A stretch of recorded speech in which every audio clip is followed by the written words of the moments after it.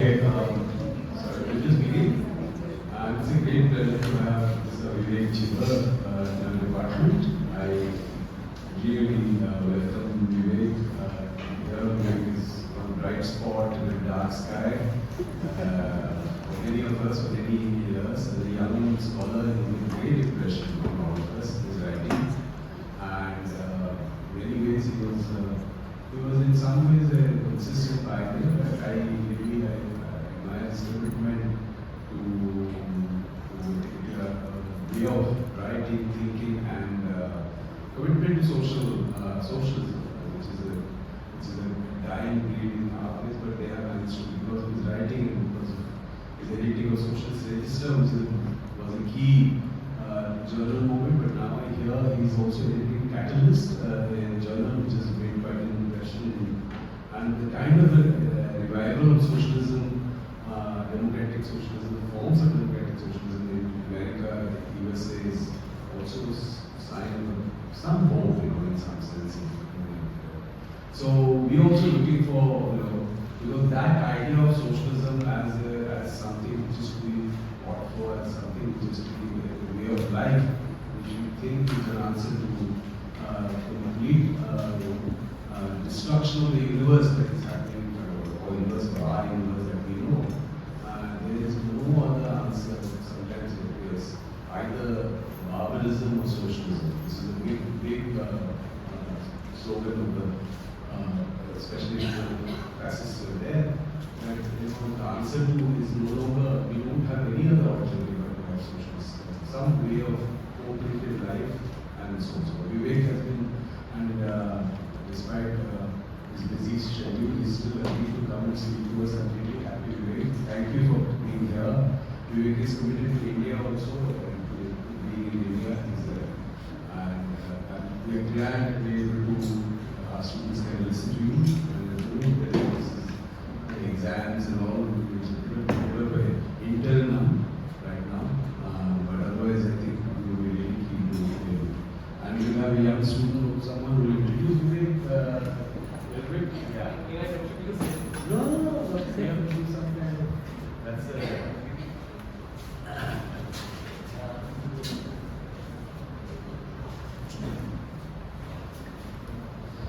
Good afternoon, everyone, and welcome. Professor Prof has almost already introduced today's session as well as the speaker. I will just again reiterate that Professor Vivek is among us, and many of us might know him more from his going on and robust critique of post-colonial and subaltern studies group. And the result, and he has been active in bringing the resurgence, let us say, of materialist and class analysis, which has been missing from even ostensibly leftist and Marxist works of history writing. But today's lecture, I think, is more connected to his work, which is called Locked-in Case, which was about the trajectory of post-colonial industrial development in Indian policy and the role of the state in it. And it was a comparison basically between the trajectories of India and South Korea. Today's lecture will be in part, I think, a development on the same theme, and he will also expand the theme that he worked out in his book. I think that's about it basically. The chair for today is Professor Prof Mohapatra, who we all know as a brilliant teacher. Thank you for and an eminent favorite talking. So without taking much time, I will just hand the mic over to Professor Chibber.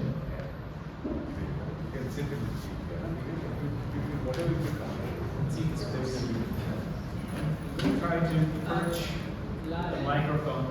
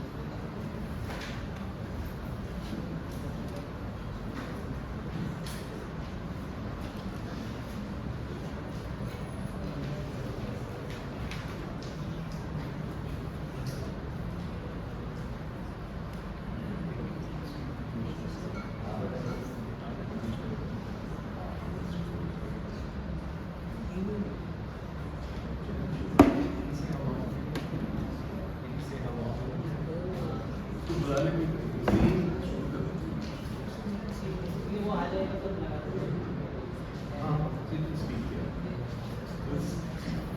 get started. Can you hear me okay? Maybe you don't need the stand. Yeah. A little bit louder, you said? No, audible. Audible's fine? Okay. I can't hear you, however.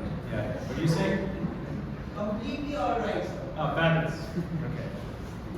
All right, let's get started. I was asked to speak on industrial policy, its history, and its political economy. And in many ways, it's an opportune time to pick up this issue again, because after decades and decades of neoliberal dominance, for the first time, at least since the 70s, industrial policy is back in the public limelight again, at least in the West, because of the enormous commitments on the part of the American administration to revive and to develop certain sectors. As well as in Europe, there is now talk of protecting European industry and fostering it in some way in a manner that's redolent of what's called industrial policy. So it behooves us, I think, to look back at history as to what the different modalities of this thing called IP have been, what the political conditions were that sustained it, and which undermined it, and what its possible future might be, not just in the West, but also in countries like India. So, to fix our minds, we need to first understand what we mean by this concept of industrial policy. So let's approach it at descending levels of abstraction, descending levels of generality. At the most general level, what industrial policy is referring to is consistent state intervention in the economy to promote or to protect industry. Industrial policy, surprisingly, is about industry. All right, but this intervention in the economy can take different forms. At its broadest level, there has never been a time when industrial policy was not a part of bourgeois political economy. If we mean by industrial policy simple state intervention, right from the advent of capitalism, the state was active in intervening in the economy. So if you think of the first phase of state interventionism, that's mercantilism. That's the era, roughly, from the mid-1500s to the 1700s.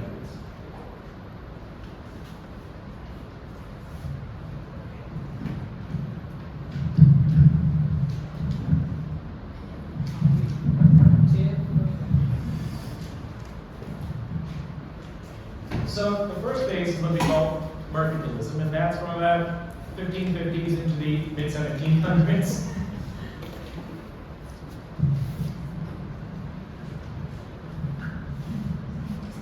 And what mercantilism was simply protecting the domestic economy from foreign goods. Now that's a kind of policy towards industry.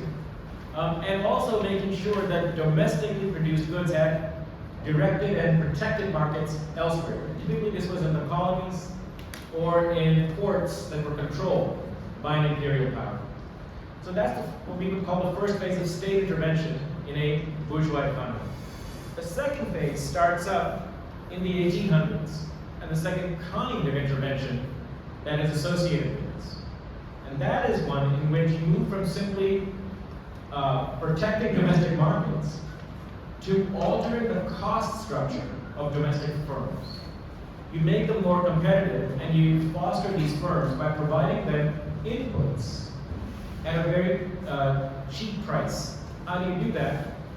Well, the essential component for this was raising taxes so that the government had some sort of public revenues, and then through publicly owned banks or credit institutions, providing either protected firms or incipient firms with cheap loans.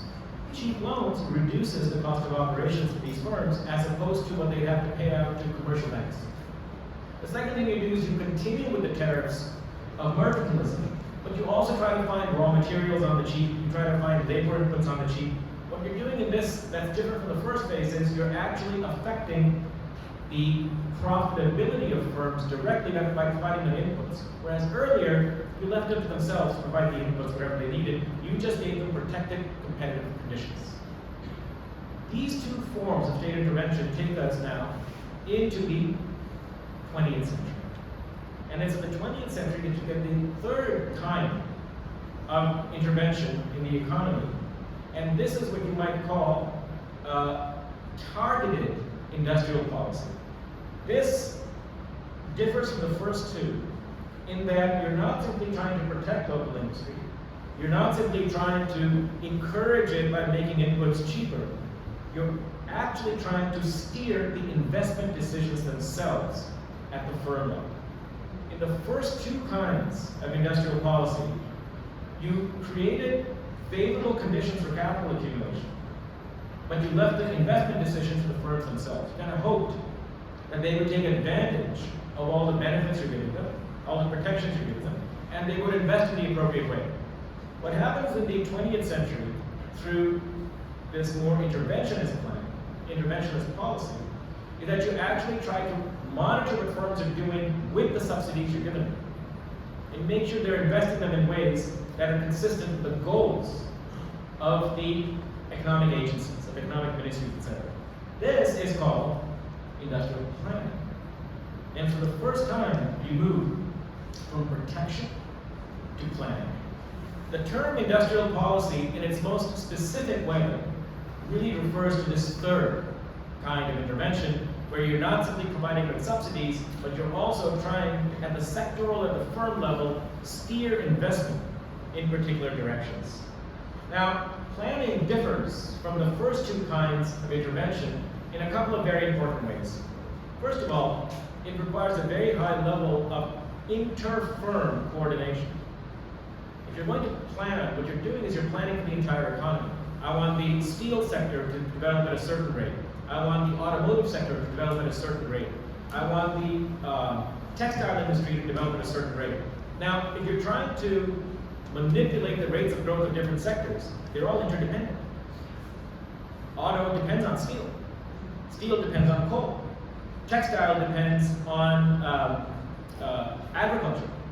That means you have to actually make sure that the inputs for any given sector are being produced at the appropriate levels and at the right prices for that sector to be able to take advantage of the subsidies they're being given.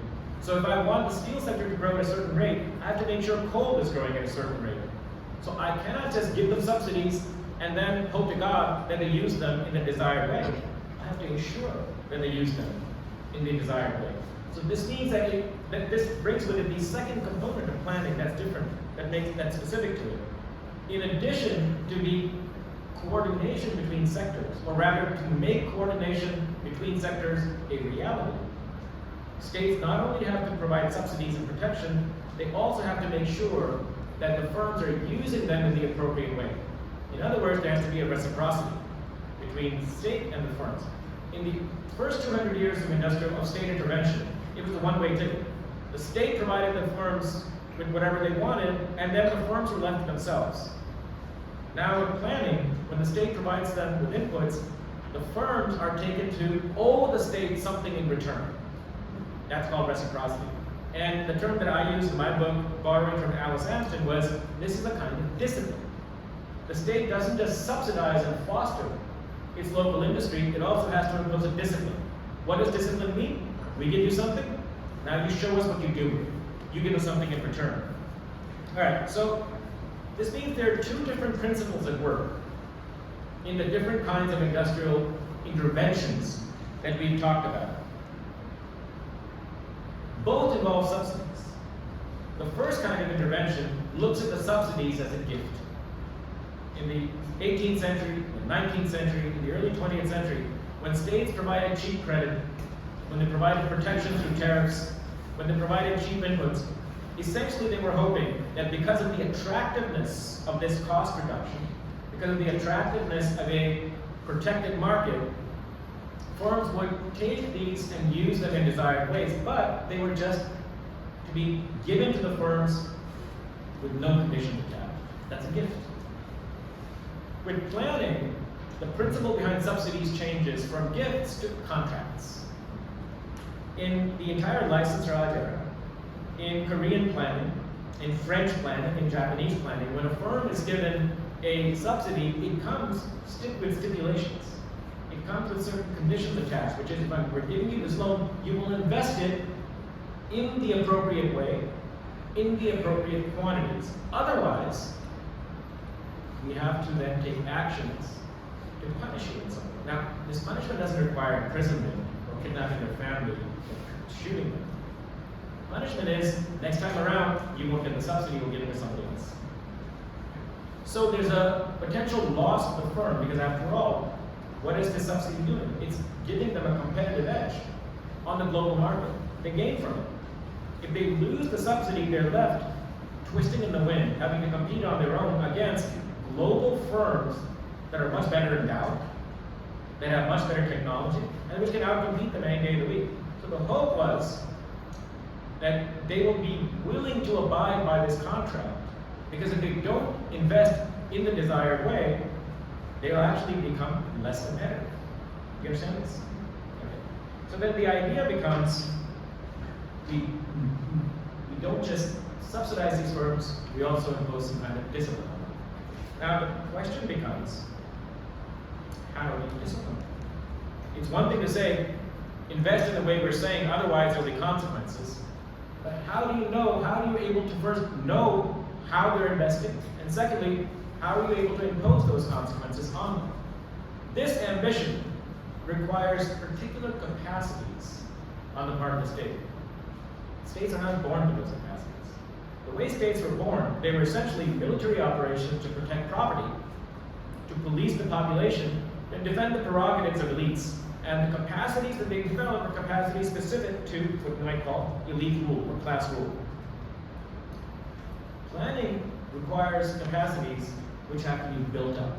Indeed, all three of these forms of state intervention required a particular kind of capacity which was not automatic to the bourgeois state. So let me just lay out how, as the state changed its ambitions with regard to industrial intervention, it also had to equip itself with new abilities, new administrative capacities, right? So look at mercantilism. Mercantilism in the earliest phase is simply forcing your goods onto the world market and inhibiting goods from competitors coming into your market. How do you do that? Well, it basically required two things. You needed really powerful shipping industries, military naval power, to enforce, to protect your sea lanes, and to force other ships to take your products while you would prohibit those ships from coming to your shores. Okay, that's one particular kind of capacity. You need to have the ability to set prices, to extract revenue from those prices, and to have some degree of military might. That's why the earliest mercantilist states that are the most powerful, the most successful, are also the ones that have the best navies, the best empires.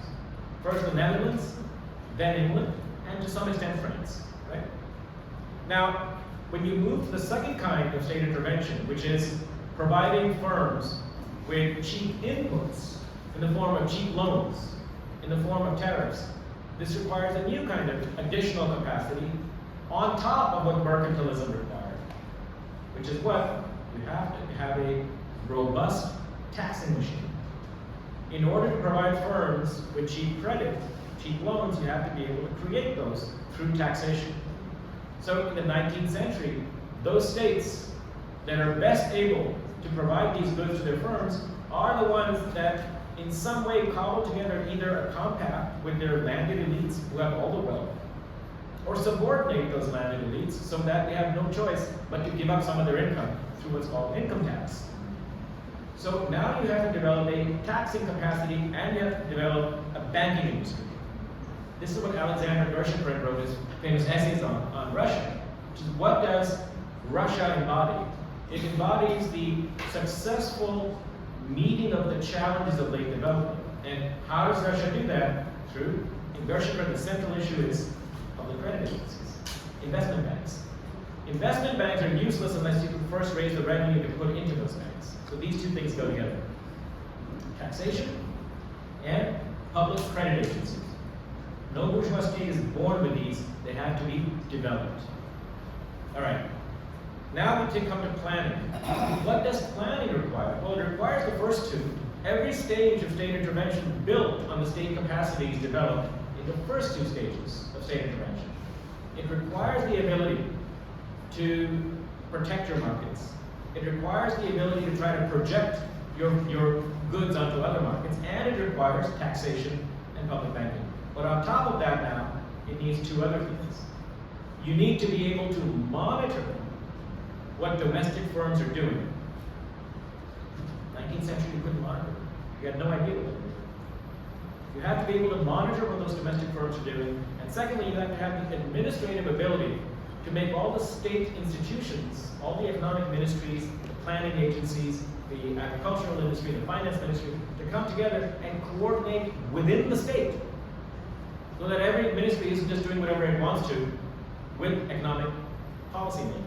States have to now become internally coherent, consistent institutions. Internally coherent, consistent institutions with the ability to monitor firms and then to allocate to the firms, the favored firms, credits, cheap loans, access to licensing, as long as they keep abiding by the directives of the plan. All right then.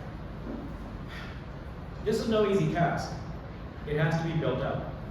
But planning also brings with it a very particular political dilemma, which the first two did not have. And this political dilemma is this. If you're moving from simply giving subsidies to firms as gifts to giving them as contracts, now you're imposing a level of coercion on private investors. Private investors are very happy to take subsidies from the state. It wouldn't be. But once you start telling them what they can do with those subsidies, you are encroaching on the most treasured and closely guarded domain of any capitalist, which is his control over his investment. This is the sacred domain that no capitalist wants to be taken over or interfered with by the state. So this means that planning in capitalism faces a very specific dilemma. It can be successful if it steers investment in particular directions, and that accelerates the rate of growth and it accelerates the rate of industrialization. But in order to do that, it has to get the agreement of the most powerful social class in any capitalist country to relinquish its autonomy over that which it cherishes the most, its own investment capital. So, for capitalists now, there is a decision that they have to make, which is, if I accept these subsidies, do I accept them with the conditions? Or can I engineer it so that I can accept the subsidies and block the state's ability to impose its conditions? The ideal situation for the capitalist is to accept the subsidies but reject the discipline. Now he has all this extra money, he can do whatever he wants with it. But what happens in most all the cases of post-war planning is that capitalists wage a campaign. Not against state intervention, they want state intervention. Why do they want it? Because in late developing countries like India, like Japan, like Korea, like Turkey, in order to enter the global stage, the world market, in all these late developing countries, capitalists need a helping hand. They can't compete against American firms, against British firms, against German firms. Those firms are much bigger, have better technology, and already have captured essential markets for themselves. They have a clientele and a revenue base. So you need, if you're an Indian capitalist or a Korean capitalist, you need the help of your own government. You need them to subsidize you, to lower your costs, to protect you, so that you can compete effectively against much bigger, much more efficient producers. So you want state intervention. What you want, however, is state intervention without all the strings attached. Because you want to be the person making all the decisions as to what you do with your investment capital. So in all these countries, there was a campaign not for a laissez-faire state, not against state intervention, but for intervention of a particular kind, which is what you would call capital or corporate directed state intervention. Yeah, you come in, you give us subsidies, but on our terms and in the sectors that we want, and then leave us alone. You might call this kind of a nanny state. It's a state that's not a disciplinarian, but which coddles and which nurtures the bourgeoisie, spoiling them, letting them set the terms. The exceptions to this are South Korea and Japan. And it's under, I won't go here as to what the very exceptional conditions were, which enabled Korea and Japan to do this. But what they did was, they managed to cobble together an alliance with their domestic bourgeoisie, so that the bourgeoisie not only accepted the subsidies, but also the conditions. The essence of this was, these were the only two states that were able to get entree into advanced capitalist export markets. So they were now competing with incredibly productive and efficient firms in the United States and in Europe. And in order to do that, they had to agree for the state to impose on them these conditions of coordination and for continual benchmarking of their technologies. In every other country where you have the protection, it's called import substitution. I don't know if you guys know what import substitution means. What import substitution did was it made it rational for firms to accept the subsidies but reject the discipline, because they were not competing anymore against the best firms in the world. They were simply monopolizing domestic markets. If you're monopolizing domestic markets, you don't have to worry about your competitive edge, your technology, how efficient you are. You've got basically free profits coming in. Since you have free profits coming in, you have every incentive to say to the state, we don't need your discipline, because we can make our profits even if we're inefficient. So what happened in these countries like India and Turkey and Egypt and Mexico was they rejected the discipline. So what you had was lots of state intervention, lots of subsidization, but as gifts. You fell back to not quite the 19th century style of interventionism, but something sliding back towards that. So in the post-war era, industrial policy in the developing world turned out to be of two kinds: disciplinary and non-disciplinary. Both of them are trying to do planning. In one case, planning succeeds. That's Korea, Japan, to some extent France. It succeeds because firms are willing to accept discipline. And so the coordination that the state was looking for, the inter-firm complementarities that the state was looking for, are in fact achieved. What happens in India is it's an extremely inefficient process of nurturing domestic firms. What we mean by that is, broadly speaking, the industrial base of the country does expand. Broadly speaking, the industrial capacities of the largest firms do develop, but it's mostly shit. One of the big industrialists in India said to me when I was doing my PhD, he said what the license quota Raj did was, it enabled us to sell shit to the Indian public, and that's what we did. We produced shit and we forced it down their throats. Now, mind you, this was still better than the country that didn't even try to have this road to industrialization. And that's a lot of sub-Saharan Africa. So after the license quota Raj ends, India has a substantial and quite large industrial base. Much of it is inefficient, but they're able to build up their efficiencies quite fast. In those countries where you didn't even have the kind of inefficient planning process like India had, Central America, Sub-Saharan Africa, once liberalization is imposed on them, they're devastated.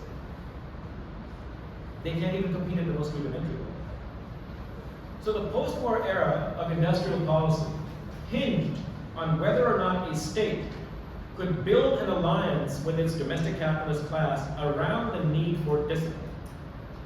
And that determined whether you were a successful planning regime or a but less successful planning regime. I don't want to go away from this lecture thinking what happened in India or in Egypt or in Turkey was a disaster. It wasn't. By historical standards, the growth rates were still good. By historical standards, the industrialization was still good. It's just, if you compare it to what happened in East Asia, it was a relative failure. Now, the interesting point is this. I mean, of course, it's all very interesting. Everything I say is interesting. But an even more interesting point is this. By the 1990s, this was coming to an end. Even in Korea, even in Japan, by the 1990s, the very firms, the very capitalist class that had abided by an interventionist disciplinary state was now starting to push back against it. So too in India, of course. Why? The reason is that industrial planning of the post-war kind hinged on an underlying political and class alliance. And that class alliance was now eroding. What was it? Well, as I said earlier, remember, no capitalist class of any size in the developing world was against state intervention. It wanted the state to come in and help them because they knew they couldn't compete on their own against American capital, French capital, German capital. And so, even in a country like Korea, they were willing to put up with some degree of intrusive, highly domineering state regulators and planners. Even in a country like India, they knew they had to put up with this to some extent.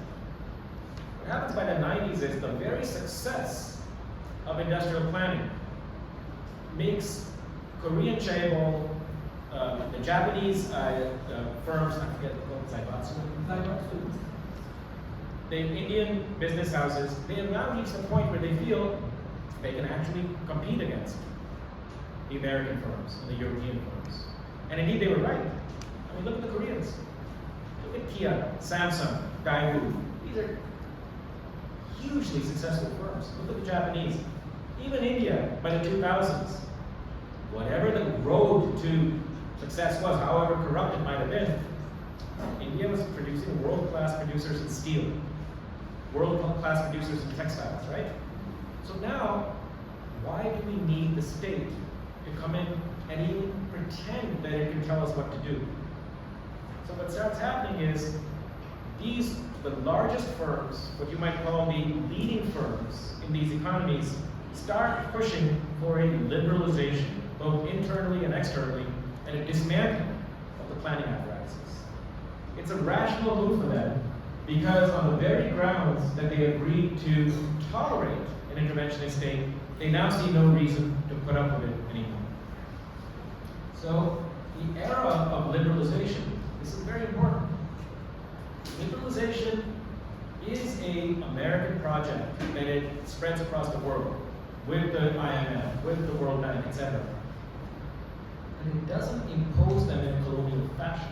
In country after country, among what you might call what used to be called the semi-developed countries, where there is, by the 1990s, a fairly developed industrial base, the middling countries, India, Korea, Turkey, Egypt, Mexico, Argentina, Brazil, in all these countries, there is a substantial chunk of the capitalist class that wants to jump onto the American bandwagon. Because they see that America is opening up global markets and they can now compete, not just in the United States, but they can have access, Argentine firms can have access to Mexican markets, to Egyptian markets. Indian firms can now go into Sub-Saharan Africa. They see the United States as actually fulfilling a global bourgeois project. And it's important to understand the largest firms in all these countries don't see themselves as Indian or Egyptian firms anymore. They see themselves as global firms. And they see the American state as their state. So they are behind the global liberalization project, and they are the local anchor, the local root for neoliberalism.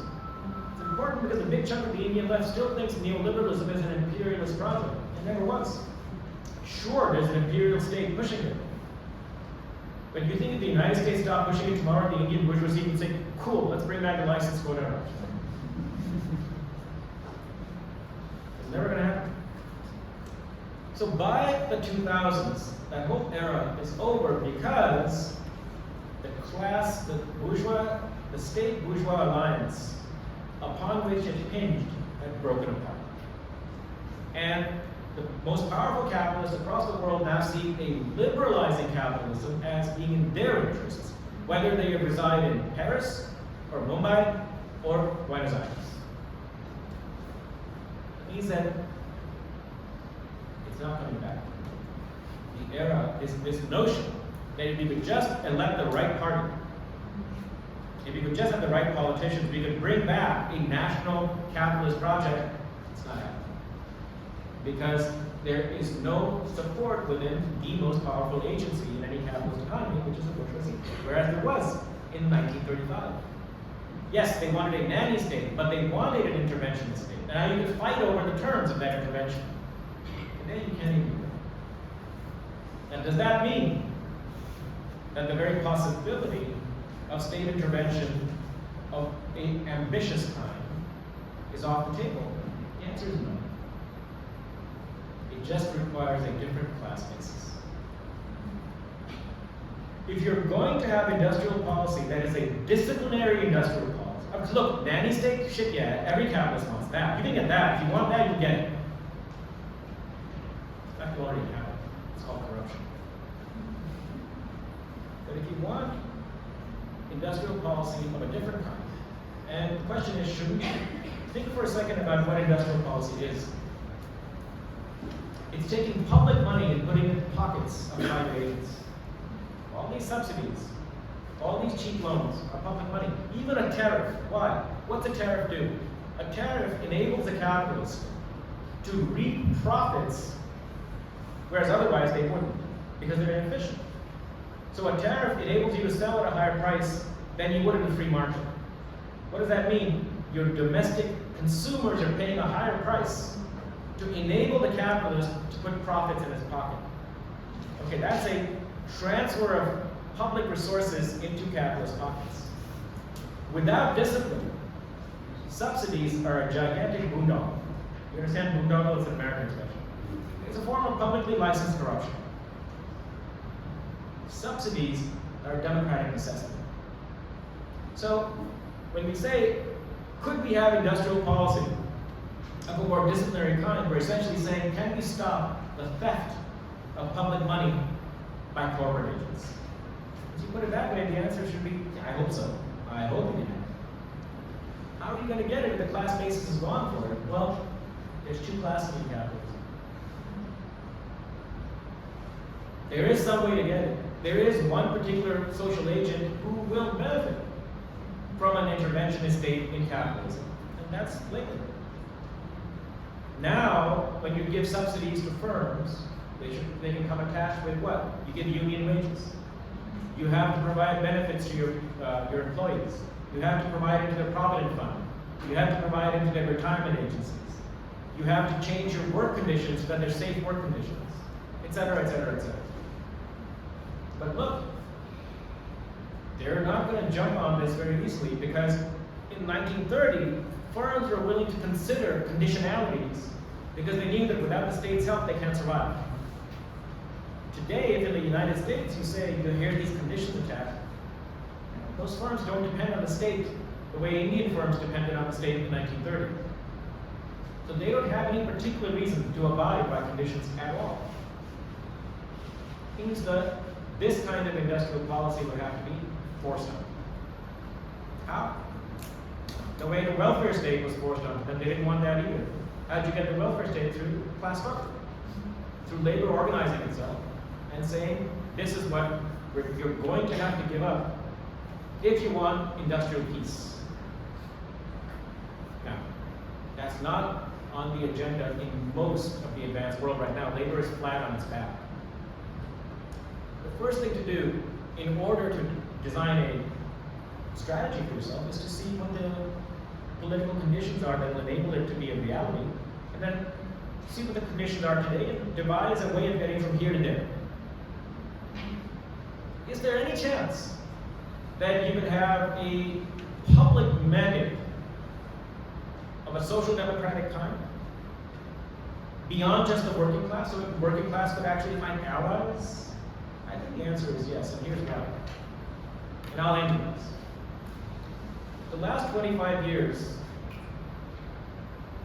the high point, the core of the neoliberal era, have also seen the slowest growth the capitalist world has had in the last 100 years. England is going through its worst episode of investment and growth probably since the Industrial Revolution.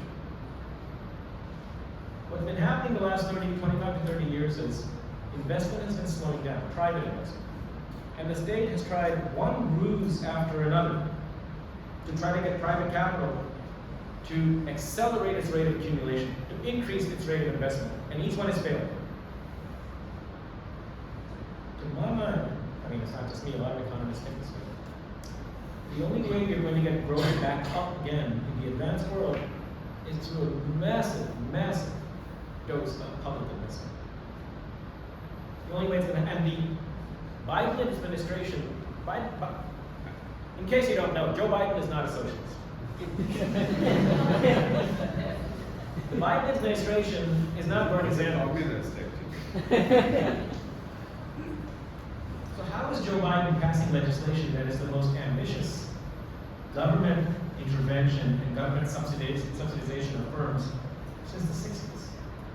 It's because even the American bourgeoisie understands that without a massive infusion of public credit and public encouragement, the American economy cannot come out of the doldrums in which it is mired right now. So, and there's enormous support for these programs in the United States, for what's called the CHIPS Act, or the Inflation Reduction Act, the infrastructure legislation. There's tremendous support. Because it is becoming understood that the American capitalist class cannot or will not abide by the kinds of measures that are needed to enable the United States to remain competitive, not to mention fulfill its imperial ambitions. Same in England. What is blocking it is the combination of batshit crazy political parties, like the Republicans, who are now essentially run by people who have lost their minds, and a section of the capitalist class that sees that insanity as still preferable to even a hint of the return to the New Deal era. And that's a small coalition. Powerful, but small. And you can mobilize a big chunk of the public and sections of American capital, in England, British capital, behind a program of a broadly social democratic kind, which hinges on massive infusions of public investment. That being the case, you have the potential for a mandate of conditions being attached. Now, what about a country like India? It will be a very uphill struggle. But understand one thing, the Nehruvian style planning is never coming back in India, because the essential basis for that planning was not the alliance with labor, it was the alliance with capital. The Nehruvian era has a patina, a reputation of being an era of golden age for labor. I mean, compared to colonialism, so maybe you could say that. But make no mistake, capital was always driving the bus. That era is gone. And if there's going to be a step away from this kind of despotic neoliberalism, to which every party in India is committed, it's going to come through a mass mobilization, which revives the idea not just of state intervention, but introduces for the first time labor-led state intervention. India is now primarily a country of laborers, not of peasants. So I'm going to figure out a way to organize it. So if there is going to be a return to industrial policy now, as opposed to then, its class basis will have to be fundamentally different. Is that a possibility? We don't know. But we know one thing for certain. Without that, the kind of corporate neoliberal barbarism through which we're all living now, and which is hurtling human civilization to its end, will continue. There's no other alternative to it. So, Prabhu said socialism or barbarism. I don't know if socialism is possible. But I do know that a less ambitious return to a publicly controlled capitalism is certainly possible. And if we get that, maybe we can think about something more ambitious. I'll stop.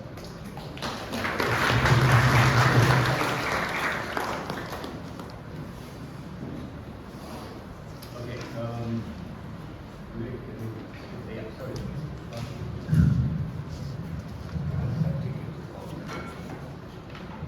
Thank you, Vivek. I think we will have a lot of questions from different angles.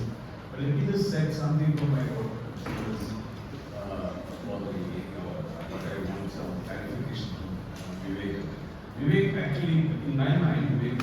which is very, very strongly, let's say, one very strong thread went through that.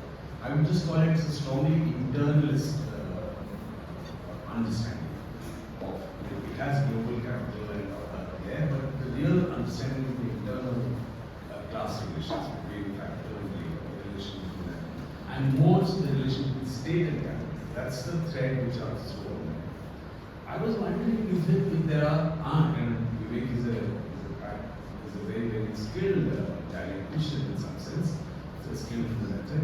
If you would not try to compensate or at least tell us the other side of the story, that each of these phases and transitions were not merely relation between state and capital or the way state subsidizes or provides concessions and so on to capital, but also response to the internal class struggle which happens between labor and so on. How does those developments affect it? That is what would be one kind of one other story. Would it kind of change the story? It may not. It will just kind of compensate it or provide a different chronology. If it provides a different chronology, I would ask this question, Vivek, which is just to begin the discussion. And we can go back to any other question. I'm not limiting all, but I was at some. What is the character of the crisis today? Is it that we are still, and if it is neoliberalism still continuing, which is for now 70 years, nearly 70 years, suppose 60 years, it will be one of the longest phases of capitalism that we know. The longest phases. Or are we in an era of crisis of neoliberalism? Are we in neoliberalism or in crisis of neoliberalism? Would your solutions that you're presenting differ if you say, look, this is neoliberalism which is happening, or that the other thing is that there is a crisis, right? I know you would be going for the crisis state, Biden and all are socialists, but they are responding throughout Europe, throughout everywhere, they're responding to this massive public investment as one of the, but this cannot go back to the earlier form.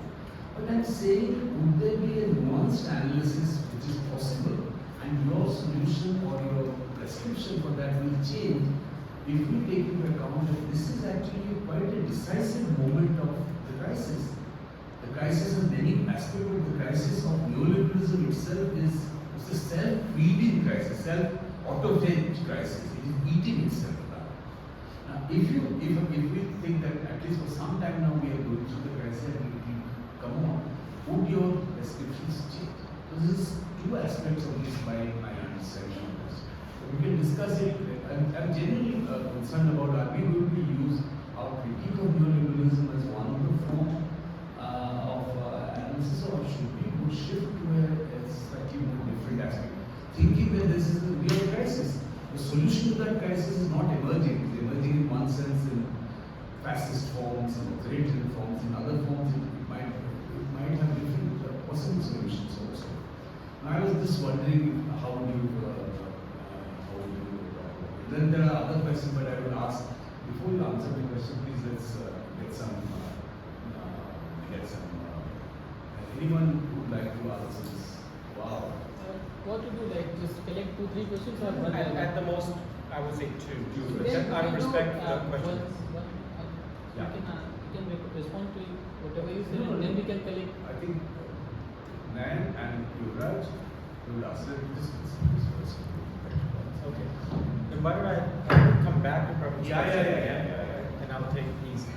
I actually think it works best if I do one question at a time. Yeah, All right. Because usually one question is actually 4 questions. Yeah. So, And I don't want to lose the thread. Your name is Nayan? Nayan, pretend you're at a street corner shouting. Pretend you're at a street corner shouting. Street corner, like in Hyde Park, you're speaking at Hyde Park. You have to catch that.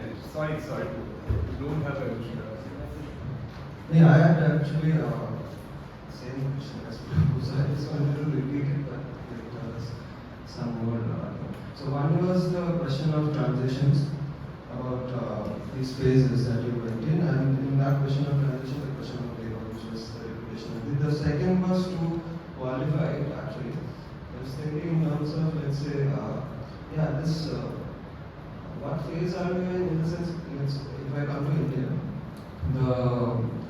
phase of say around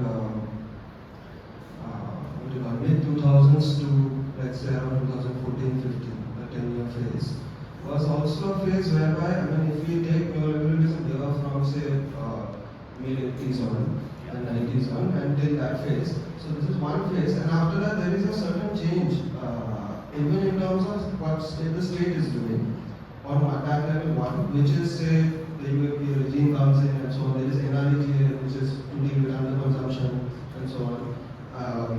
And on the other hand, there is also a unleashing of other working class struggles. In fact, it's a high point of working class struggles from around 2008 and completely we move till 14, 15, 16, including say, and also struggles against dispossession and so on. So there is a class struggle phase, which is an intensified phase. And then on one level there is this thing. And then there is a change suddenly after, it's not just of BJP coming to power as such. I mean, that's an expression of it. But then there is something else also that's happening. I mean, it's authoritarian kind of control into the in-class struggle in a way. So it's a new class compromise kind of thing. So, I mean, that's why I want to kind of repeat it, whether it's a continuing thing or are we saying this in terms of changes? Because then maybe, I don't know, I mean, like the new class compromise kind of thing. I mean, why do will the working class want to go back to a state-led capitalist development or maybe we want something else altogether? I mean, maybe there are different kinds of socialist kind of push can be there.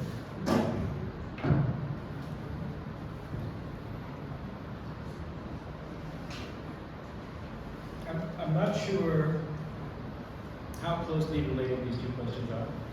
I think Prabhu's was more a question about the larger framework that I'm working in and how it incorporates issues of class struggle into it. And you're talking about a very specific period right now. Let me just start with yours. I said I'd come back to that. Well, I think you're right. I think the Congress government of the early 2000s is not like the Narasimha Rao Congress government. There's something quite different about it. And it is a great deal more aggressive, a great deal more coercive. And interestingly, even though it passes on Rega and these purely social democratic measures, it also comes down the hardest on labor, what's happening on campuses. I mean, my memory is that the 1990s into the early 2000s were a lot more open on campuses than the Congress government, the UAPA government in 2008. You know, this is when they really started cracking down on left-wing groups on campuses and the whole urban Maoist business and all that. So it is a deepening and acceleration of the move against labor and labor allied groups on the one hand, and the BJP government intensifies that. It's a deepening of that. And I would say there's a continuity between these two governments on this score. Right? Now, the question is, how novel is this? And to the extent that there is an uptick of labor struggles, would it be wise to call it a new phase of class struggle? Now, it's important to be very sober about these things. About labor, I would say, look, by historical standards, it really wasn't. And the proof is in the pudding. The proof is that when labor struggles become intense enough, one of two things happens. Either you face a crackdown much greater than anything we've seen in the last 10 years in India, or you see a shift in the direction of economic policy. Neither of those two things is happening. This is nothing like, look, right before the emergency, what was the trigger behind the emergency? We can debate that, but the largest railway strike, and by that we mean the largest strike ever in Indian history. I believe that was a causal agent in Indira Gandhi's decision making. I don't think it fully explains it, but it had a big impact. Nothing. I don't think either government has been at all worried about labor uprisings, about class struggle, about industrial action. What it's done is, there's been blips here and there, it's come down on it and it's crushed it. I don't think it's news to say the left in India right now is the weakest it has been since its birth. And that's not something that happened after 2008. It's not like there was this glorious upsurge in class struggle 2008 to 2014 and now it's in advance. That's been consistent. To my mind, it doesn't warrant the title or the heading of a new phase of class struggle. It is the continuation and acceleration of what's been going on since the I would say the 1990s. Really. Now, to Prabhu's question, can the framework I have internalized this? Yeah, you know, I had to, because of brevity, and it's one talk, I had to compress everything into the essence of what my view is. But you should look at the developmentalist era as an era in which all these states in the post-colonial world and in, if you want to include the welfare state as an instance of a broad generic phenomenon in capitalism, right? Whether it's developmentalism in the global south or the welfare state, in both cases, bourgeois state for the first time really trying to intervene in the capitalist economy. Yeah? Okay.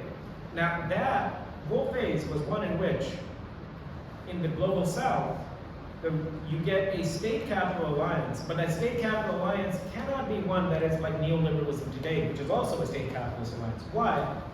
Because A, the interests of capital are different back then, as I've said in my talk. B, you did have labor movements that had to be accommodated. They had to be accommodated. And so you had a bourgeois kind of developmentalism with a redistributive dimension. But it wasn't social democracy. Nasser might say he's a socialist. Nehru might say he's a socialist. Ataturk might have said that he's going to have some kind of Turkish. None of it was socialism. Why did they try to sell it as socialism then? Because labor was powerful enough that it made socialism an attractive term for public consumption. Yeah. What's different today, and this is class struggle, labor was powerful enough to make it, to impose its interests on the agenda, but not powerful enough in the global south for the agenda to be wrapped around labor's interests. They were still wrapped around capital interests, but some kind of accommodation to labor. What's different today is you have neoliberalism is a policy wrapped around capitalist interests, but with no regard for labor. And that's the outcome of class struggle. So 1930 to 1980 is a period in which labor has enough power to force its agenda onto the table, but not enough power to make the table its table. What happens after 1980 is that it's pushed off the table, and you have much more of a singularly pro-capitalist agenda. To my mind, India has been that way definitely since the 80s. What we've seen since the early 2000s is an increased confidence on the part of capital to pursue it with a kind of viciousness that one couldn't imagine a generation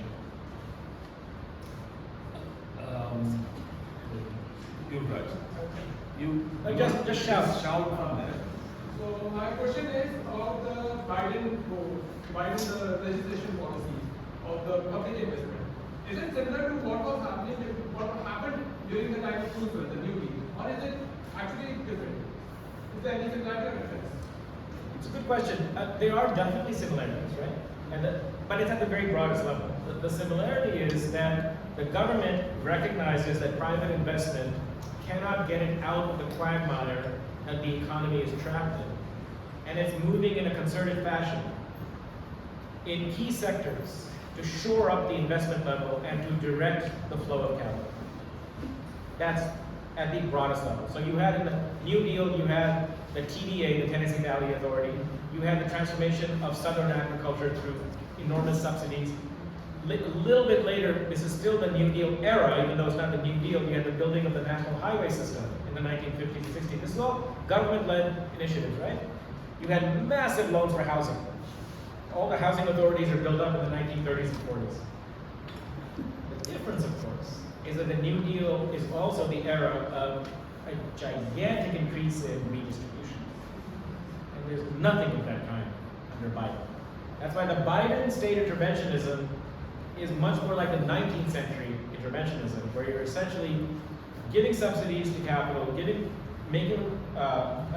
them with cheap inputs, and then hoping, fingers crossed, that they do what you would like them to do, but you have no enforcement mechanisms.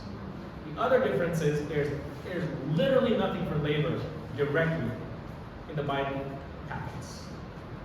So At the highest level of generality, yes, it's a return of the state, but it's still very much a wrinkle within the current era, not a shift away from it. Yes. Yeah, sure. So one small question, rather one small doubt I would say, is that you were mentioning that despite the Nehruvian, which I call, the overall arching picture that was labor welfare kind of a government, the capitalists were riding the bus, right? Driving. Yes. They were driving the bus, the state was driving it. Driving the bus. So, my question is, was the labor under it or was it a passive? And he will point out. Very good question. Here's what I would say. I would say the labor in the formal sector was riding the bus. Informal sector and peasants were being crushed under it. So that's happening today as well. So there's nothing much of a difference you would say. I mean, there's some difference. Yeah. They are just, missing the bus or are under the bus. I don't want to make it seem like there's no difference. There are some differences. I think the expansion of public banking into the rural areas broke the back of the moneylenders and much of what we call semi-feudal exploitation. That's something that the peasantry benefited from and agricultural laborers benefited from. You know what the Indian genius is? You compare everything to zero. And then you say, we achieved something. So if your baseline is zero, And having invented the zero. I don't know, this must have happened to you in school. When I was in elementary school here or middle school, every now and then we would say to the teachers, but why does India do things this way? Why does the school do this? It hasn't done like this in other countries. And what was always the answer? We don't compare ourselves to others. So what do you compare yourself to? To zero. So, here's a crumb. We've thrown you this crumb. If you're the informal sector, if you're the peasantry, here's a crumb. Now be grateful. The Nehruvian era was that crumb. Now they don't even get the crumb. But so a good way to answer your question as to were they being crushed by the bus, you look at countries that were similar levels of development back then. Vietnam, China, Mexico, and you look at the per capita income now as opposed to then, and you compare it to the Indian group. India's in a different universe. So, just to Yeah, a okay. bit forward, Yeah. is the fact that, let's compare it with China for instance. Maybe per capita standards were better as compared to India. But then, in anyways, they were not having a good time. They were still being crushed by the Maoist bus. Sure, so to say. sure. Yeah, but here's what happened to peasants and informal sector workers in India. They were crushed by the Indian government and the Indian courts going into the hospitals, risking their life. You're sick, and when you go to the hospital, you say, "Tauba tauba. Main agar zinda nikal gaya to khushi hogi." They got that, but they didn't get the growth. Now, I don't want to downplay it's important that I don't want to take the position that Indian democracy is a sham. It's not. It's real. And in that sense, the poor in India still have some avenues that the Chinese workers simply don't. But understand this, what the democracy is in the rural areas, it's just very, very, very lacking in India. And they don't have water, and they don't have toilets, and they don't have roads. So I don't think India should be impressed by what it's achieved. Look, man, you walk out into this, you don't have garbage collection. In Delhi, after 70 years of independence, you don't have potable water. You get municipal water twice in the day. Thora sa shaam ko, thora sa subah. Are you kidding me? This is a disaster. It's an international scandal. They're going on about we're going to have the third largest economy in the world. Who gives a shit? You don't have water in your cities. This is nothing to be proud of. It's the worst ruling class the 20th century has seen. We don't compare ourselves to others. what you did, you commit suicide. Yeah. Okay, so, am I audible? Huh? Am I audible? Yes. Okay. So, I was thinking about what Prabhu asked at the beginning about, especially considering, like, for a researcher to work on industrial policy or economic policy, when you're working on policy, the question of this writing internally or externally becomes a methodological question. I don't know what that means. In the sense that the documents that one is looking at and the actors, state and the bourgeois, which who are in basically conversation with each other, they share a language, they share an understanding, which if one is looking from a critical socialist Marxist perspective, is an ideological understanding, is a misrepresentation. So, in a sense that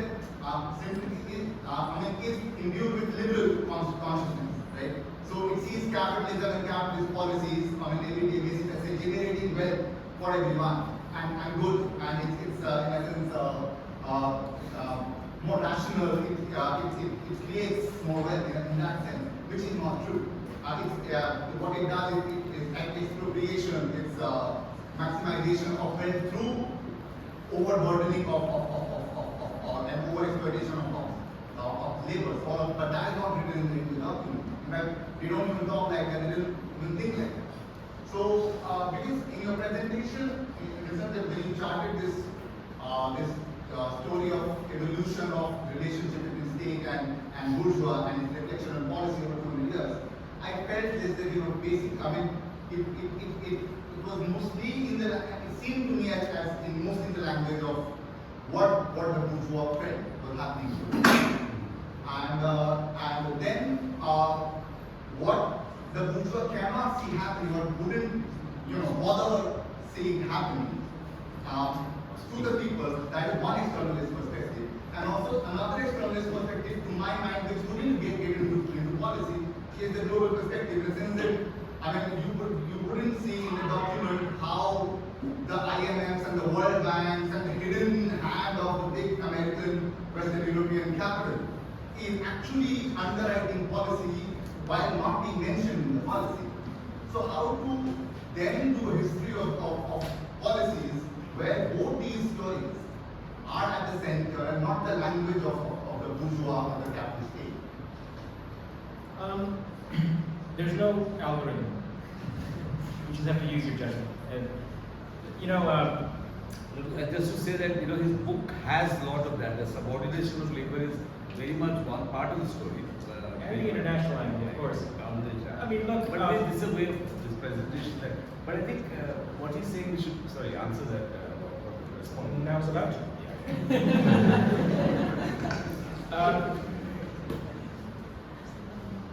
to challenge for every historian is to not simply become a tape recorder or a translator of the documents that we're seeing. And anybody, essentially my first book was 90% of my footnotes are archived, so it's essentially a historical book. And initially what happens is a three-step process. First, you're terrified by your sources. The first time I went to deal with what you now call the Prime Minister's library, I opened up a file of Purushottam Das Thakur Das's papers. I sat with it, and I saw these disembodied letters. And after 10 minutes, I closed the file, I went down, and I didn't come back again for 3 months.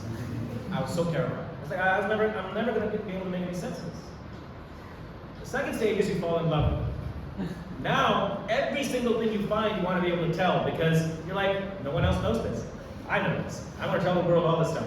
And now you just become an empty receptacle. You're simply reciting what the documents are saying, and that's the danger that you talk about.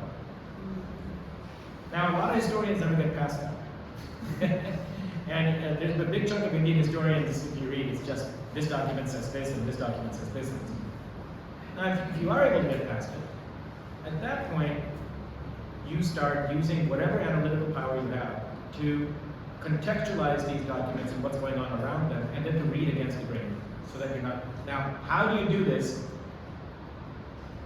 I used to tease, I was in the sociology department, right? So I had this idiotic notion that there's something in history departments that happens which tells people how to do what you're saying. And everybody else around me in Murthy in the National Archives was from history. And I found they were as confused as I was.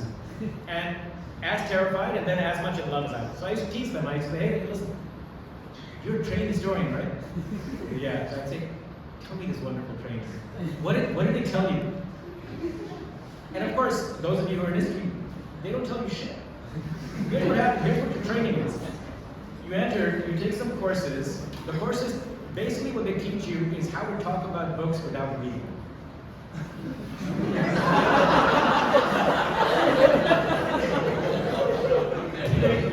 You read a book review, and on the basis of that book review, or you read a book on the book, and then you say, but what Foucault. So you learn the bullshit for about 3 years. Then you write your proposal, and then your advisor picks you up, and he drops you in an archive, and he says, go make sense of this. Every archive is different. The cataloging is different. The documentation is different. There's no way to have a technique that solves your problem. So all you can say is this ridiculous truism, which is try to use your head as best you can. Some succeed, some don't, and that's what separates the wheat from the chaff in the historical profession. Yeah. There's people who know how to do analysis and people who are what you call internalists. Sorry, I'm sure that's not satisfactory, but anyone who says that they have an answer to you is lying. Or stupid. Sorry, anyway, I was, yes, there were questions here. We talked about Indian capital having equal footing with the American capital in the global project of neoliberalism. In that context, how do we locate the Indian mode of production? Because what is just saying is in direct contravention of Hansa-Ardy's colonial mode of production, where the Indian capital is in relation with the imperial capital, but in the subordinated. How do we locate the Indian mode of production? Because it is what is going to decide what kind of class struggle that we are going to have in contemporary, like how we contemporary world. So I think that a basic Marxian framework for understanding the Indian political economy is not only adequate but essential. In that, I think the contours of Indian policy were fundamentally constrained by the power of what we would call the ruling classes. Depending on the domain we're looking at, the capitalist class and or the class of landed elites. To put the power of those elites at the center of your explanatory framework is willy-nilly to resort to the Marxian framework. That said, I think the frameworks inherited from the Third International or Hansa-Ardy are fundamentally and irretrievably flawed. I think the entire framework of the national bourgeoisie, the bourgeois revolution, the anti-imperialist blah blah blah has no basis in reality. Never did, not for a single country at any time. Now you have two choices. You can either do like the subaltern and say that's because it's a Western theory and all Western theories are wrong. Read true Indian philosophers like Heidegger and Foucault. Or what you can say is like any science. The basic framework is correct, but particular instances in which that framework was mobilized were mistaken, and we can use Marxist theory to fix Marxism. So I think, now I can't give you a full critique right here, but I think Alavi's theory is what's called the overdeveloped state. That was the basic theory. The problem with that theory is it's what today we would call statism.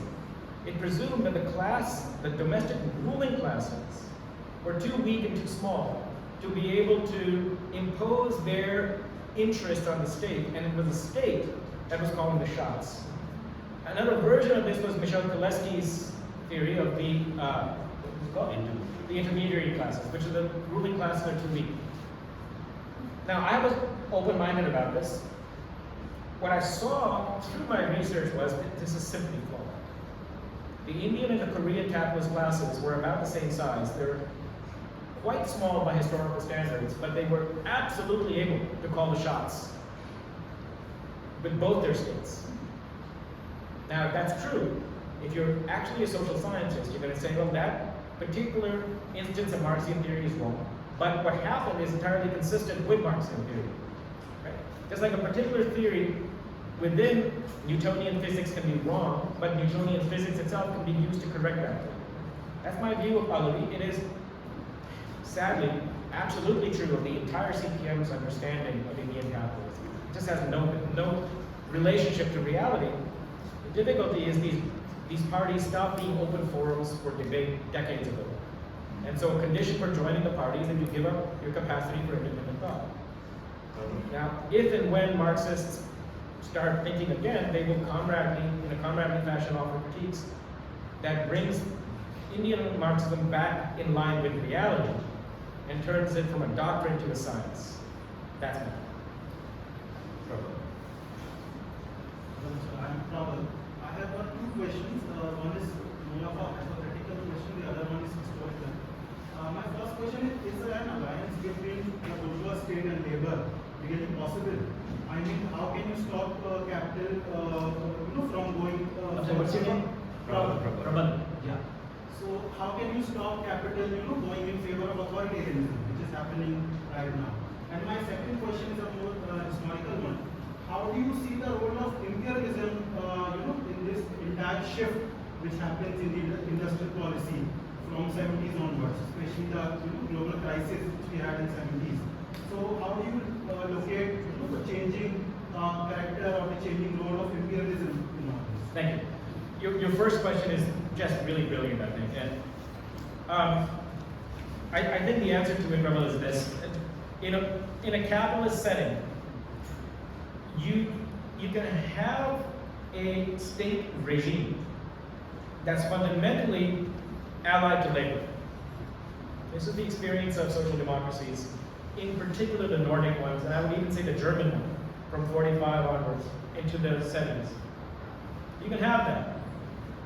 But there's unyielding structural pressure for the government and for the party, the Labor Party, to prioritize the interests of capital over those of labor, even though it's a labor party, because you have to prioritize investment. Because your own constituency is dependent on jobs, and those jobs come from private investment. So you cannot ignore the wins and the preferences of private capital.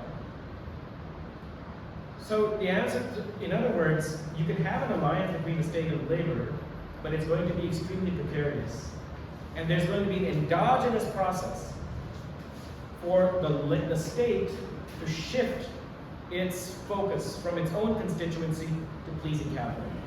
This brings us back to Prabhu's question. The only way out of this is through a continually revitalized and re-energized labor movement that blocks the forces pushing the state into the arms of capital. And here's the bad news, it hasn't yet happened. Every single social democracy in Europe between I would say 80 and 2000 slid towards capital, so that today, all of these are now managerial, I would say capitalist parties. All the social democratic parties are. This is the challenge of the next 30 years. If there is going to be a left again, it's going to have to confront the fact.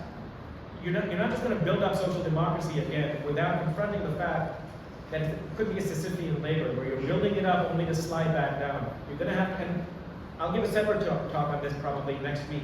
I'm giving a talk called Confronting Capitalism while I take up this issue. Now, the role of imperialism. Look, this will probably get me assassinated while I'm in Delhi. I don't think India's slide into neoliberalism was an imperialist imposition. I'll tell you why. This is just the ABCs of Marxism. The World Bank can come in and tell you, and the IMF can come in and tell you, in order to get our loans, you must dismantle your state, you must do X, Y, and Z. But it's not a colonial imposition. They have to lead. And they don't literally run your state the way they did in colonialism. Your own ruling class does, and your own political classes do. So when the IMF advisors go back home, in any bourgeois state, if the capitalist class is unhappy with the changes that they have forced onto the state, since that capitalist class is the most powerful agent in your political economy, if it doesn't like the changes, it will roll them back. This is what happened in Latin America. The move towards neoliberalism started in the mid-1970s, and from 75 to 90, you kept seeing this zigzag. The IMF would impose its conditions, dismantle, and then once they left, the state would go back to protectionism and to some kind of, compromised redistribution. Why? Because their capitalist classes were not ready. They were not willing to abide. By the mid-1980s, a big enough section of capital has developed where they can provide an anchor for this change. What happened in India, I think in India, the World Bank, especially, and even the IMF, came in during the crises of 85 and 90, and they said, you have to change. Now, you can say that this is imperialism imposing its will on us, but here's my question. Why did it stick? If the Indian capitalist class did not want this, why didn't it roll it back? It's not like the British gunships were on the shores. It's not like American tanks were on your border.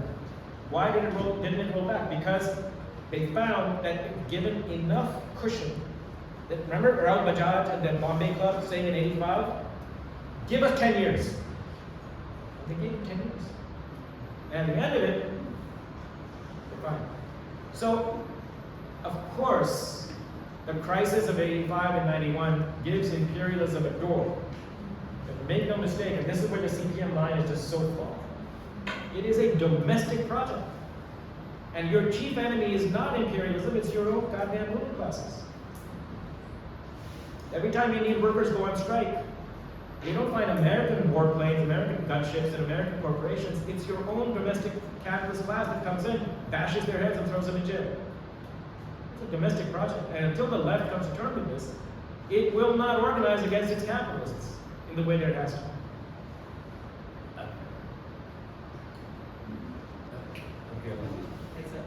So, this quote, this quote of the neoliberal project also point out that after the 90s, a large number of people entered into what we call the middle class in India.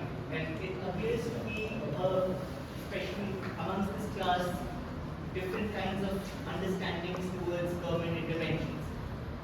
Be it, say, at one stage they're very unhappy with the high rates of interest on loans, and the others, and also like the taxation that they are, like the taxation is very heavy. At the other end, they're also pointing out they're not supporting, say, some labor movements, be it the farm law, the farm protests, the labor law protests, or other forms, or calling out government subsidies as freebies.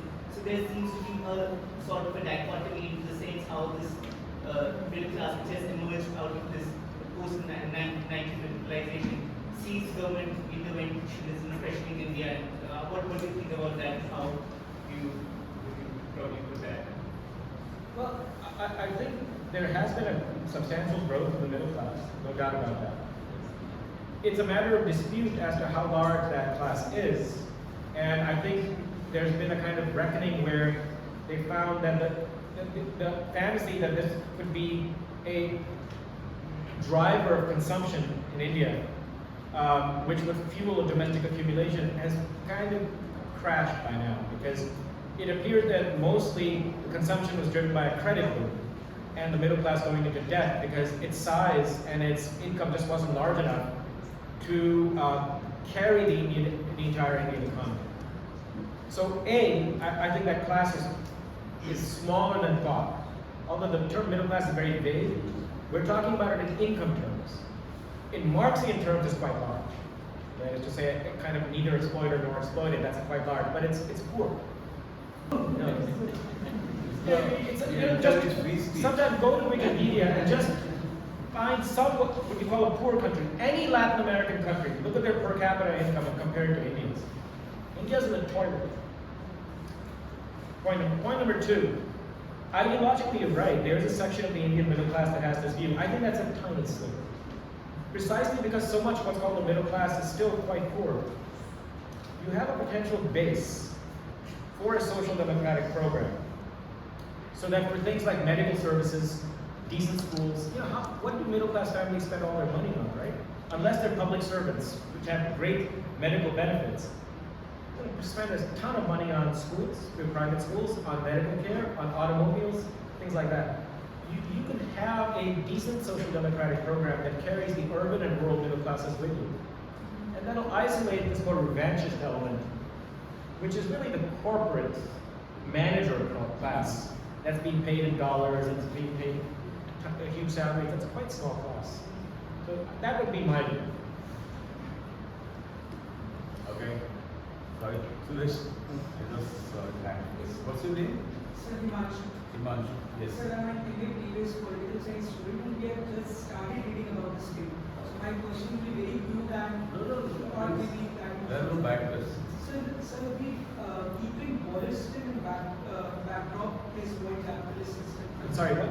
Wallerstein. Oh, Wallerstein. I think wallets. Okay. Okay, so Wallerstein. So, post-independent Indian economy, like in general terms, while we discuss like favoring socialism, then socialism of Louis, post-colonial Yes. and if we go by his arguments, Wallerstein argument, yeah. after 16th century, it was nothing but a world capitalist system which existed throughout. Yes. But again, if we bring the best failing sense of sovereignty, when India became a sovereign state only after 1947. Yes. So in your conceptual understanding was these phases are again Eurocentric because like accumulation of these alliances between the bourgeois over the periods of time and century. So how do you reconcile with these concepts or these phases of the post-colonial societies where these earlier phases were absent or in the best period sense our journey towards the nation building started only 1947 when we gained sovereignty in that Eurocentric term. So I don't think it has any bearing on the issue. So suppose you agree with Wallerstein that from the, not 16th, 15th century onward, you have a world economy for the first time. And that, he doesn't call it world capitalist system, he calls it world economy. He thinks capitalism is just a wrinkle within that, okay? Suppose you agree with that. And you also agree that, what is indubitably true, that you only are a sovereign state after 1947. I don't know that even if I agree with all that, any of my analysis changes. Because you still have to answer why did the Indian planning regime falter the way it did. Now, if you think that a Wallersteinian framework would require explaining the relative failure of planning by reference to the world economy, then that theory has no hope whatsoever. Because you have to come down to what's actually happening, as that gentleman asked, in the ministries, in those debates, and there's a thing that philosophers call saving the phenomenon, which means this. If you think X caused Y, world economy causes the failure of Indian development, you have to lay out the causal chain from X to Y. And all the conversations that are going on in key sectors and key actors have to in some way be consistent with your explanation. I can't even begin to imagine how Birla, Tata, Purushottam Das Thakur Das's mobilization against planning can be explained by reference to the world economy. It's a background factor for sure, but you have to show how that background factor filtered through the consciousness of these people. It can't be done.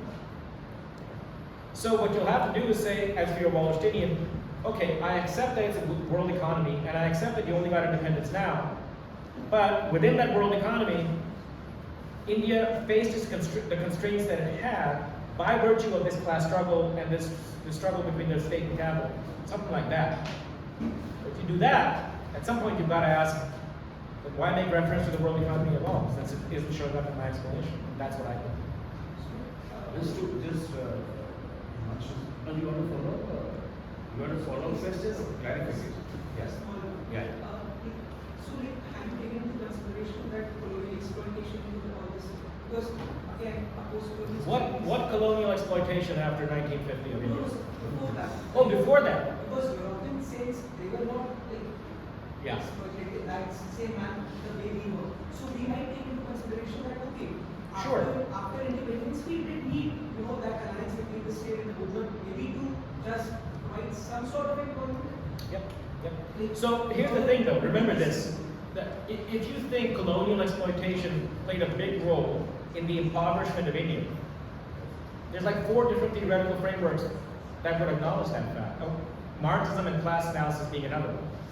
So the counter to Wallerstein would be, why do I need to call myself a Wallersteinian if I'm saying that imperialism was responsible for India's impoverishment? Because after all, the theory of imperialism and its impoverishment of the colonial world predates Wallerstein by 100 years, right?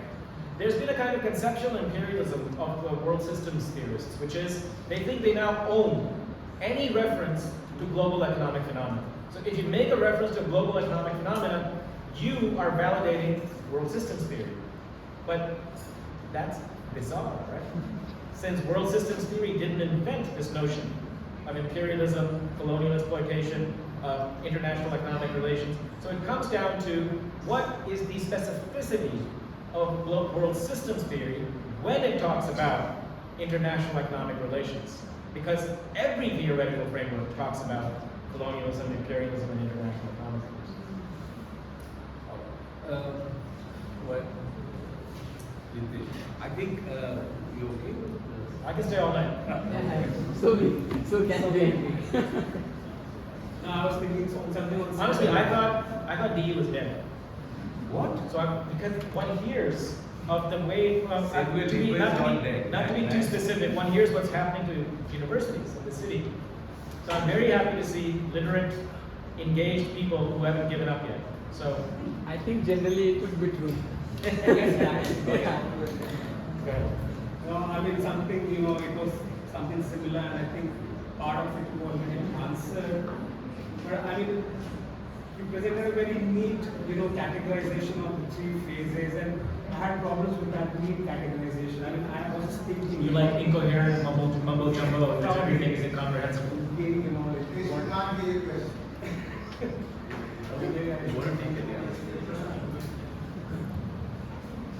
Sorry. So, no, I was just saying to Vivek that I felt this kind of, a problem with this very neat categorization of the 3 phases, the market. You can also, to an extent, kind of Eurocentric. I'm sure, there will be nuances to it that we'll talk about.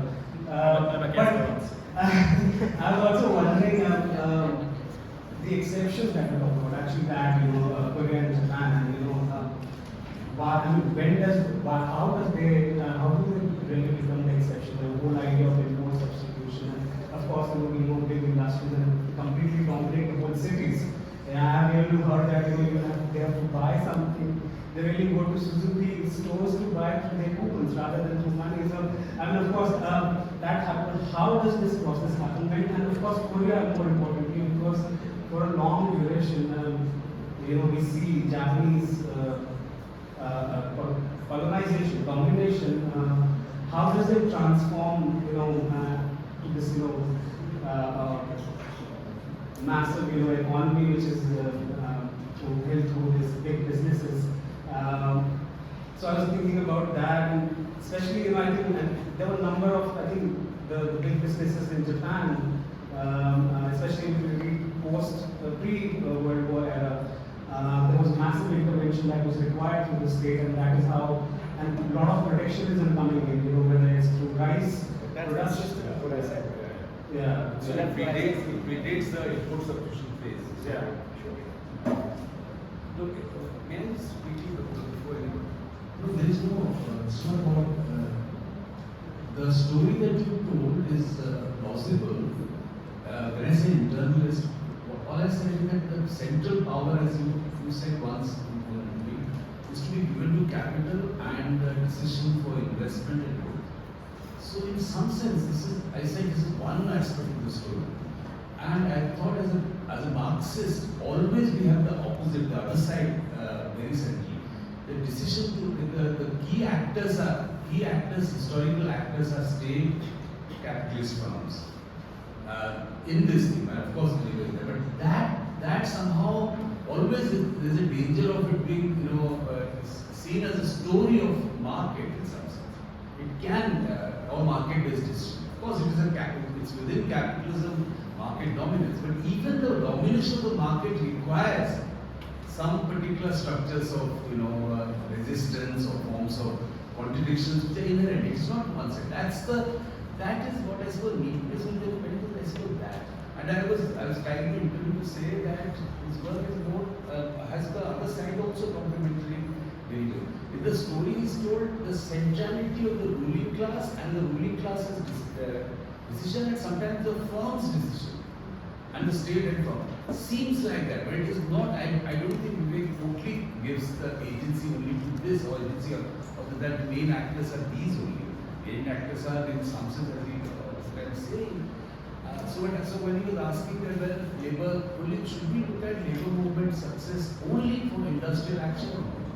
If the labor movement itself, labor itself has been transformed through class struggle, through one of the outcomes of the class struggle is recomposition of labor or decomposition of labor in a particular way. What are we saying that if today farmers movement or movement of tribals and the movement of industry workers are not in some sense the labor movement. And unless we see why even this state has to change to have to go to and make concessions, not only to capitalist farmers, but it has to make concessions. Neo-welfarism has emerged as a result of this.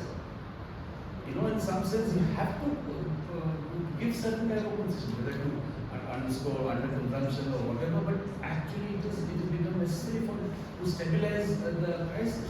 So that way, bringing that would have, I'm not just saying merely first labor as industrial labor or say largely, when we see that the large number of people who are now people call them labor, even though they have even gone out of employment, the whole sectors of people, now only 40% of India's people are working, and the working age are working or even looking for work. 60% are supposed to be out. That's the labor force participation rate. We are one of the lowest in the world. Exactly. So this is my, but I would have one more question, Vivek, is can we make this transition quickly now? I know there are a lot of questions are going to be asked around let me tell you the industrial policy debate, the theme is suggested as a surrogate for something more wide-ranging and interesting. That's what we also want to listen from Vivek. Is that what is happening to social theory, social crisis, and his take on that. That may be the other part of it, but at the moment, I would have liked some response later to it. Suresh. Yes, just to take from what Prabal said, I mean in other lectures of yours as well, you have the. I think something.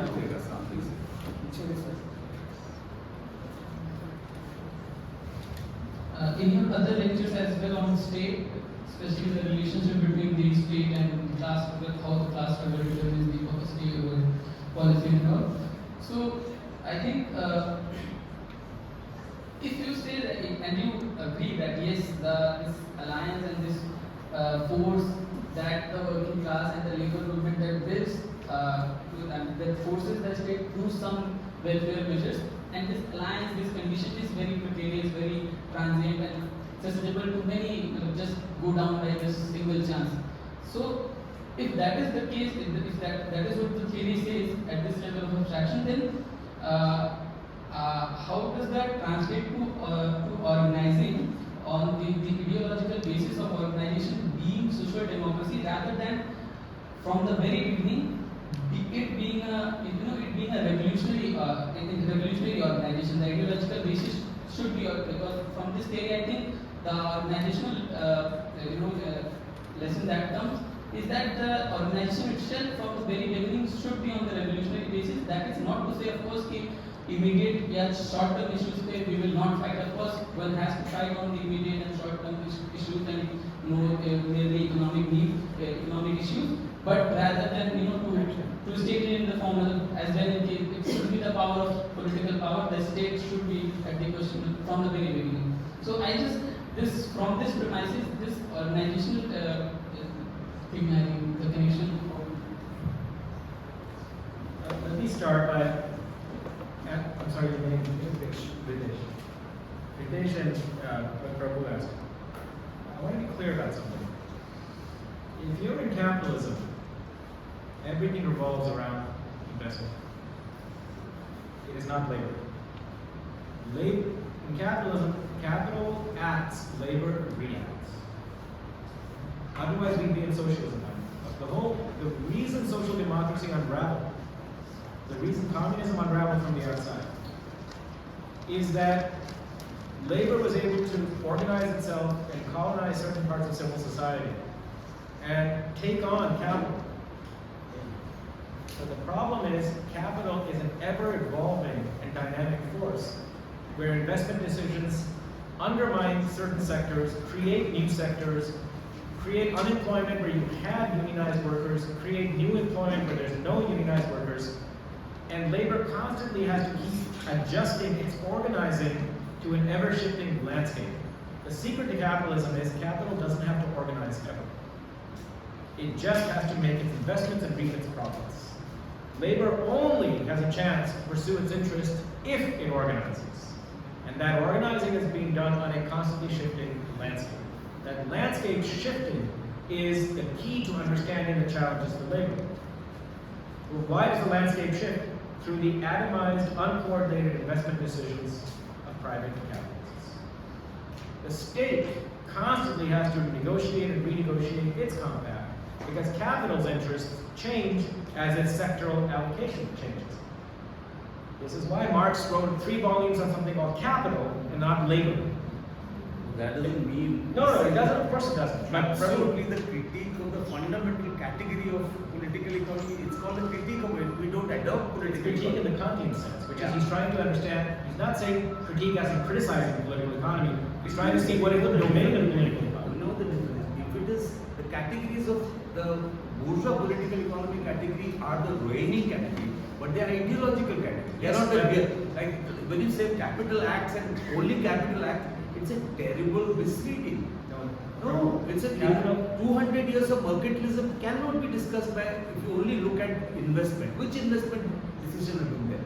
You cannot explain 200 years of even post-industrial revolution purely through investment and rate of profit.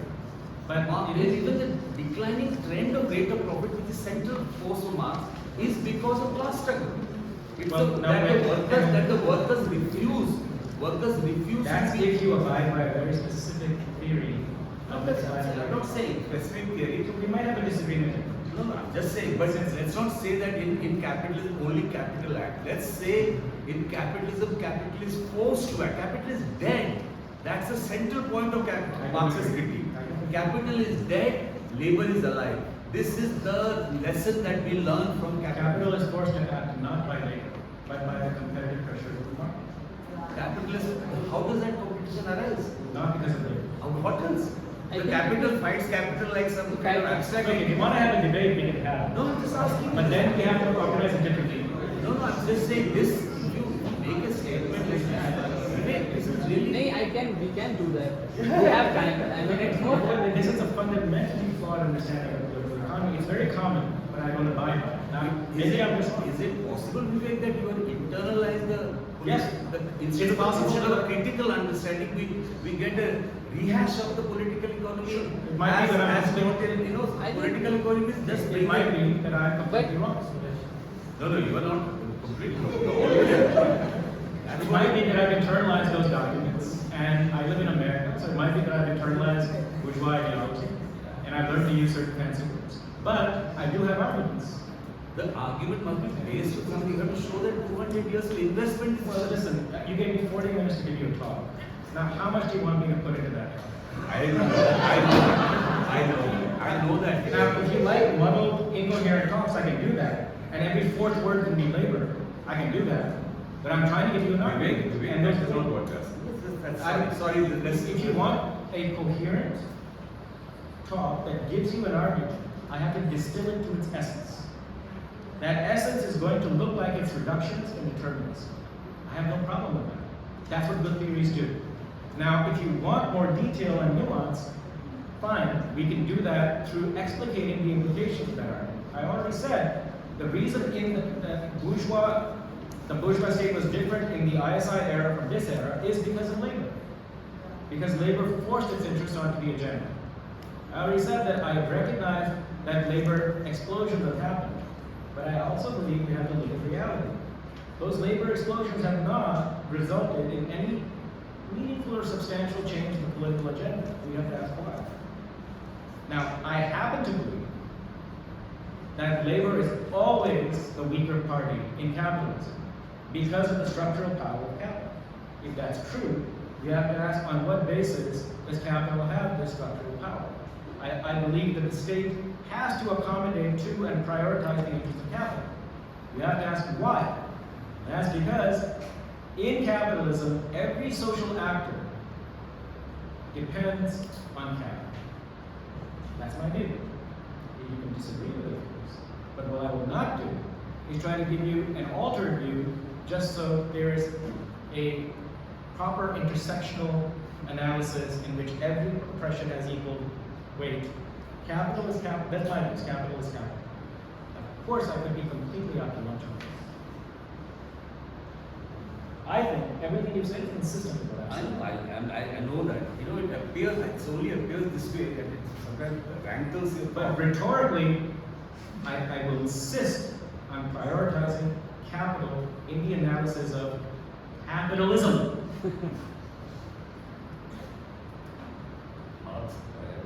I think just to comment, Yes.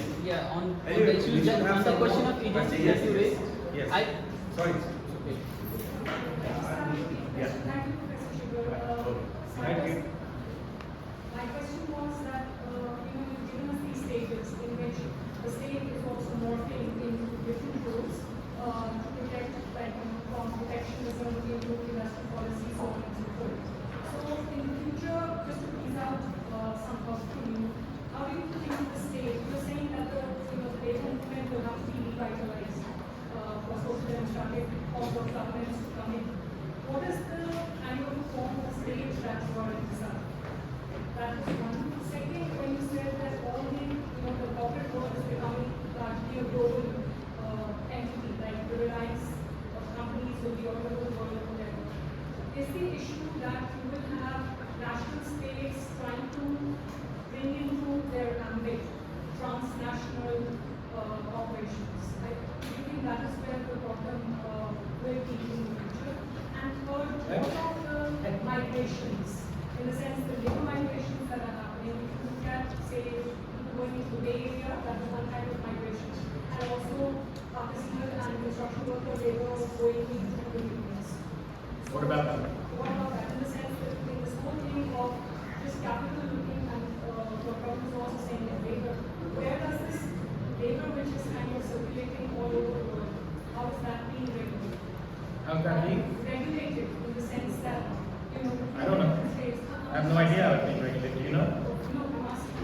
Well, that's a lot. I think your second question is the most answerable, which is, will states scramble to attract capital that's footloose? The answer is yeah, obviously they're doing it now. And I don't know if and when that can ever change, because I think there was an episode of 20, 25 years when you had restricted capital mobility under the Bretton Woods system. I don't know if that's ever coming back. And if that doesn't come back, any social democratic or socialist impulse has to deal with the immobility of labor versus the mobility of capital. And that brings us to your third question about migrant labor. Labor is migrant because it has to look for jobs. And what's happening is that because of the global slowdown due to weak investment, labor is having to increase its ambit where it'll find jobs. Now, what you've had developed is regional labor markets as opposed to national labor markets, because national labor markets aren't providing the employment that domestic populations need. So you have in the EU, you have a continental labor market. And the Middle East now has this labor market that's drawing from partly from Europe, but also from South Asia. These are all responses to the weak employment that these countries are generating. And how that's regulated, I think that's something I don't know. Your first question about the state, I just didn't understand. You seem to be asking, if there's a social democratic thrust, what will the state look like? Yeah? I mean, other than a very broad description of its functions, one cannot at this stage, at this moment, predict or prejudge what the institutional structure of the state will be, because I think it's going to have to be quite different from the post-war years when you had the rise of social democracy. I think it would be foolish to try to predict what that's going to be. I want to address Suresh's question about revolution, because I think you're very right that if it's true that social democratic governments have an incredibly difficult task because of the autonomous investment decisions of capitalists, which changes the landscape on which labor movements were able to build social democracy. If that's true, doesn't it make sense to just not do social democracy and instead go to revolution? That's what you were asking. The answer is no, because here's another reason for me to be assassinated. I think revolutions are off the table, globally, everywhere. The era of revolution was over by 1960. Well, no, by 1980. 1979 is a very interesting year. It's the last time we've seen revolutions, social revolutions. We've seen uprisings. We've seen mass discontent, the Arab Spring. But the last revolution was 79. Iran, Nicaragua, that's it. And those were very special states. There has never been a successful revolution in a democratic state, globally. To my mind, if that's true, suppose that's true, even if you think that the only feasible reformist road is to socialism, you're not going to be able to bypass social democracy. You'll have to come through social democracy. Now, that means that for the foreseeable future, therefore, you're organizing for social democracy. You're organizing for deep and enduring reforms, which might position you at some point to think about a break with capitalism. But I don't think there's going to be a shortcut to breaking with capitalism that doesn't go through social democracy. And here, again, the burden of proof is on the revolutionaries. What's in it? I think it's a question that how do you characterize the policies of Indira Gandhi, like MRTP, small sector reservation, and price control, even rights? I would call it a kind of managed capitalism. It's a managed capitalism. But the class coalition that's sustaining it is largely still the same as the Nehru era. And in that class coalition, she accommodates the interests of organized labor and a redistributive thrust to maintain a voting base within what's called the marginalized sectors. So it's not socialist, it's not neoliberal, and it's not social democratic. I think it is a specific kind of capitalism you see in the global south, where you have the far end of which is Peronism and Cardenas in Mexico. In the middle is people like Indira Gandhi. And at the other extreme, which is a more revanchist right-wing extreme, you have people like Vargas and Nasser. These are all managed capitalisms. One end of it has a more social democratic thrust, but it's not social democracy. The other end of it is corporatist and right-wing, and that's Vargas. Indira Gandhi is somewhere in the middle. None of it is social democracy, however, because it's not based on the power of labor. It's based on the power of a kind of coalition that includes them. So largely you can agree with the argument of Pranab Bharatan. Like no, Pranab Bharatan has no class. I'm sorry, Pranab Bharatan is just a pluralist. So what he says is it's a tripartite alliance, but he never tells you who's in charge. And the key to everything is who's in charge.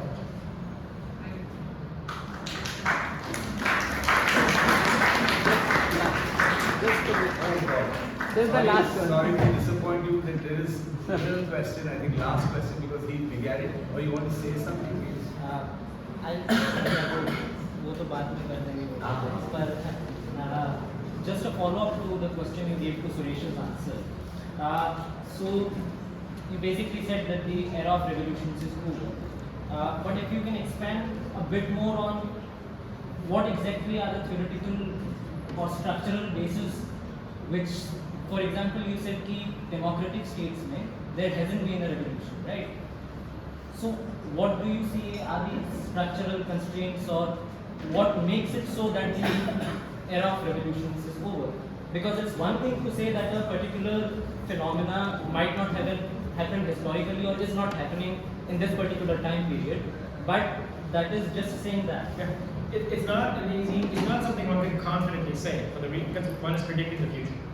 And anything can happen in the future. So when you're asking about future events, there are two ways to answer it. One is you can just project the present onto the future. And that's what you're worrying under. You're worried on simply saying that, well, there's no revolution now, so it'll never happen.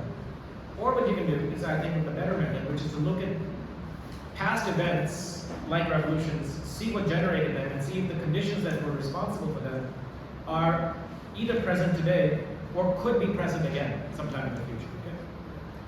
So, to my mind, there are 3 or 4 essential ways in which the world today in capitalism is fundamentally different from the world of the revolutionary era. The first one is this, that in the revolutionary era, all the countries that had revolutions, just forget about not being democratic, they were also primarily peasant countries, in which the bulk of agriculture was being carried out in highly coercive means, which means that the basis of extraction in agriculture depended on coercion right from the start, which means there was no room for economic demands on the part of peasants. Every economic demand immediately turned into a political demand. Okay, that's fundamentally different from a developed capitalism, because the essence of capitalism is the separation of the economic from the political.